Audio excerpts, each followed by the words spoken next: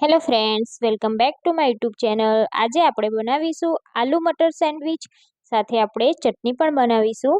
તો ચાલો જોઈ લઈએ આલુ મટર સેન્ડવિચ કેવી રીતે બનાવવી। સેન્ડવિચ બનાવવા માટે સૌપ્રથમ આપણે સેન્ડવિચનો મસાલો બનાવીશું। તો એના માટે આપણે 2 ચમચી જેટલું તેલ લઈશું। તેલ ગરમ થાય એટલે આપણે મીઠા લીમડાના પાન એડ કરી દઈશું અને ઝીણા સમારેલા મરચાં એડ કરી દઈશું। ઝીણી સમારેલી નાની ડુંગળી એડ કરી દઈશું અને ડુંગળીને આપણે તેલમાં સરસ રીતે સોતે કરી લઈશું। તો ડુંગળી એડ કરવી એકદમ ઓપ્શનલ છે, પણ આજે આપણે બહાર મળે તેવી સેન્ડવિચ બનાવવાના છે, એટલે ડુંગળી આપણે થોડી જરૂરથી એડ કરીશું।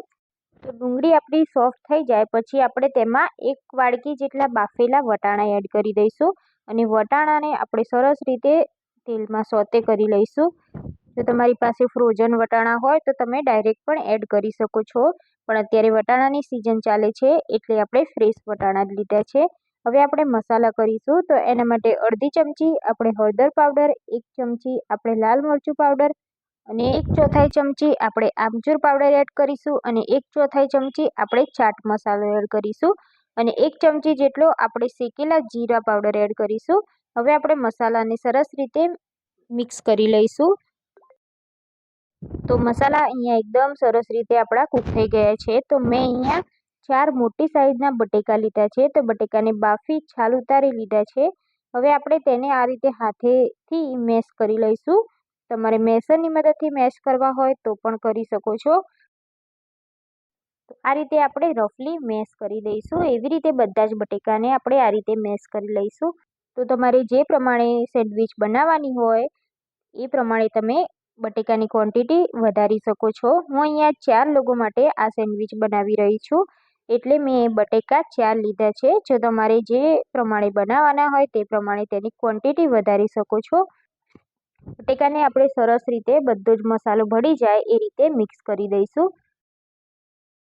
તો અહીંયા તમે જોઈ શકો છો આપણા બટેકામાં બધો જ મસાલો ભળી જાય એ રીતે આપણે મિક્સ કરી લીધું છે। હવે આપણે સ્વાદ મુજબ મીઠું એડ કરી દઈશું અને 1 ચમચી આપણે દળેલી ખાંડ એડ કરી દઈશું। અડધા લીંબુનો રસ એડ કરી દઈશું અને બધું જ આપણે સરસ રીતે મિક્સ કરી દઈશું અને 1 મિનિટ જેવું આપણે આ મસાલાને કૂક કરવા દઈશું। તો અહીંયા આપણો મસાલો એકદમ સરસ રીતે કૂક થઈ ગયો છે। તો હવે આપણે સમારીને કોથમીર એડ કરી દઈશું અને બધો જ મસાલો આપણે એકવાર ટેસ્ટ પણ કરી લઈશું, જેથી કોઈ પણ સામગ્રી ખૂટતી હોય તે તમે અત્યારે જ એડ કરી શકો છો। તો ગેસની ફ્લેમને આપણે બંધ કરી દઈશું અને આપણે આ મસાલાને ઠંડો કરવા રાખી દઈશું। તો જ્યારે પણ તમારે સેન્ડવિચ બનાવવાની હોય ત્યારે અગાઉથી તમે આ મસાલો બનાવી અને રાખી શકો છો, તો ફટાફટ તમારી સેન્ડવિચ બની જશે।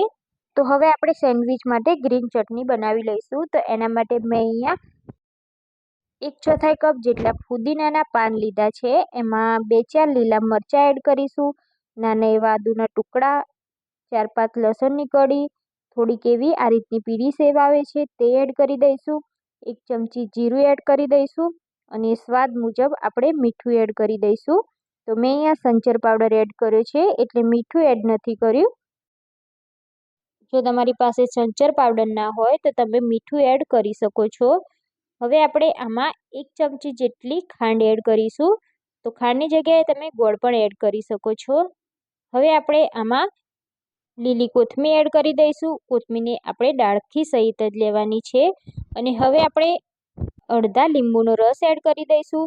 તો આ ચટણી ઘણા લોકોને કાળી પડી જતી હોય છે, તો તે ના થાય એના માટે આપણે સિક્રેટ ઇન્ગ્રીડિયન્ટ એડ કરીશું। તો મેં અહીંયા બરફના ટુકડા એડ કર્યા છે। બરફના ટુકડા એડ કરવાથી આપણી ચટણીનો કલર કાળો નહીં પડે। હવે આપણે તેને પીસી લઈશું।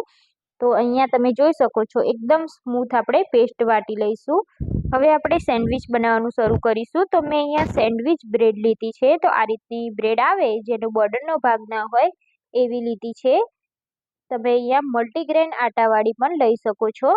બ્રેડની એક સાઈડ ઉપર આપણે જે ગ્રીન ચટણી બનાવી છે તે એડ કરી દઈશું। તો આપણે ચટણીને આ રીતે બધી સાઈડ ગ્રીસ કરી લઈશું અને ચટણીની બીજી સાઈડ આપણે ટામેટા કેચઅપ એડ કરી દઈશું અને એવી જ રીતે આપણે બીજી બ્રેડ પર ટામેટા કેચઅપને ગ્રીસ કરી લઈશું। હવે જે આપણે આલુ મટરનો મસાલો બનાવ્યો છે તે આપણે ગ્રીન ચટણી લગાવી છે તે ભાગ ઉપર આપણે મસાલાને સ્પ્રેડ કરી દઈશું। તો 1 થી 2 ચમચી જેટલો મસાલો આ રીતે લઈ અને આ રીતે આપણે તેને ગ્રીસ કરી લઈશું। તો અત્યારે હું 2 સેન્ડવિચ બનાવું છું, પણ જ્યારે ખાવાની હોય ત્યારે ગરમા ગરમ આ રીતે આપણે સેન્ડવિચ બનાવી અને સર્વ કરીશું। તો આ રીતે આપણે મસાલાને બંને બ્રેડની સ્લાઇડ ઉપર આપણે ગોઠવી દીધો છે। હવે આપણે તેમાં વેજીટેબલ એડ કરીશું। તો મેં અહીંયા ટામેટાની આ રીતની સ્લાઇડ કટ કરી અને એડ કરી છે। એમાં વચ્ચે કેપ્સિકમ મૂકી દઈશું। બાળકોને ખાવાની હોય તો કેપ્સિકમને સ્કીપ કરી શકો છો। હવે આપણે આ રીતની ડુંગળીની સ્લાઇસને પણ વચ્ચે રાખી દઈશું। જો તમારી પાસે કાકડી હોય તો તમે તે પણ એડ કરી શકો છો। તો આ રીતે ડુંગળીની રીંગ આપણે આ રીતે ગોઠવી દઈશું। તો વેજીટેબલ ઉપર આપણે 1 ચપટી જેટલો સેન્ડવિચ મસાલો નાખી દઈશું। જો સેન્ડવિચ મસાલો ના હોય તો તમે ચાટ મસાલો પણ નાખી શકો છો।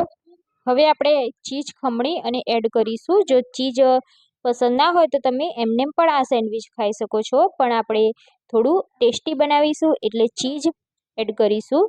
તો ચીઝ તો બધાને ભાવતું જ હોય છે, એટલે આપણે ચીઝ ખમણી અને એડ કરીશું। હવે જે સોસ લગાવેલી બ્રેડ છે એને આપણે આ રીતે ઉપર સેટ કરી લઈશું અને બ્રેડ ઉપર આપણે બટર લગાવવાનું છે। તો અહીંયા મેં મેલ્ટ થયેલું બટર હોય એવું લીધું છે। તો તમારે જ્યારે સેન્ડવિચ બનાવવાની હોય ત્યારે ફ્રીજમાંથી અગાઉ જ આ બટર બહાર કાઢી અને રાખી દેવાનું, જેથી બટરનું ટેમ્પરેચર આપણું નોર્મલ થઈ જાય। તો એવી જ રીતે આપણે બ્રેડ ઉપર બંને સાઈડ બટર લગાવી દેવાનું છે। તો બટરનું પ્રમાણ આપણે વધારે જ રાખીશું, જેથી સેન્ડવિચ ખાવામાં ખૂબ જ સરસ લાગે। તો બ્રેડની આપણે બંને સાઈડ બટર લગાવી દઈશું। જો તમારી પાસે બટર ના હોય તો તમે ઘી પણ લગાવી અને સ્પ્રેડ કરી શકો છો। તો હવે આપણે સેન્ડવિચ બનાવવા માટે આ રીતનું ટોસ્ટર લીધું છે।